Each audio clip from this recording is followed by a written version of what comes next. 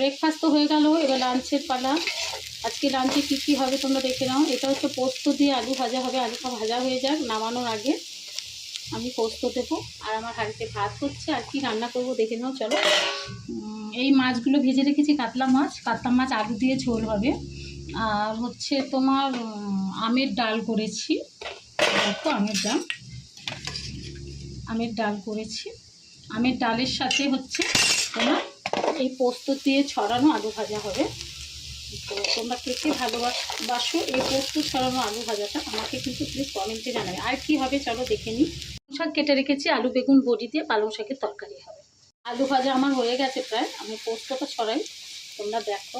এটা হচ্ছে পোস্ত ছড়িয়ে বাঙালির একটা বিশেষ মানে রেসিপি বা বিশেষ ভালো একটা খাবার বলতে পারো। ডালের সাথে পাতে পোস্ত ছড়ানো আলু ভাজা। তো তোমরা কে কে খেতে ভালোবাসো আমাকে কিন্তু কমেন্টে জানাবে। আমি কিন্তু পোস্ত ছড়ানো আলু ভাজাটা শ্বশুরবাড়িতে এসে খাওয়াটা শিখেছি, এটা সত্যি কথাই। তো আমের ডালের সাথে আলু ভাজার কম্বিনেশান আর পাঁপড় ভাজার কম্বিনেশান, পাঁপড়টাও আমি ভেজে রেখে দিয়েছি, তোমাদের দেখাচ্ছি। বন্ধুরা, আমি পাঁপড় ভেজে রেখে দিয়েছি, দেখতে পাচ্ছ? এটা হচ্ছে পাঁপড় ভাজা। তোমরা কে কে খাবে চলে এসো। আর আমার আলু ভাজা প্রায় পোস্ত দিয়ে দেখো। পোস্ত ছড়ানো আলু ভাজা কেমন লাগছে বলো। আজকে চেষ্টা করবো তোমাদেরকে লাঞ্চের থালিটা দেখানো, ঠিক আছে? তো তোমরা কে কে ভালোবাসো চলো দেখে নাও পোস্তগুলো। দেখতে পাচ্ছ? আমের ডালের সাথে কার আলু ভাজা আর পাঁপড় ভাজা ভালো লাগে আমাকে কমেন্টে জানাবে, ঠিক আছে?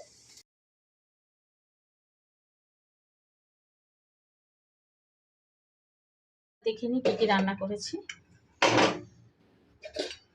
আমের ডাল, মাছের তরকারি, পালং শাকের তরকারি, ধনেপাতা চাটনি আছে, আলু ভাজা আর 2 পিস মাছ ভাজা রেখেছি, আর আমের চাটনি আর পাঁপড় ভাজা আছে, দেখাচ্ছি।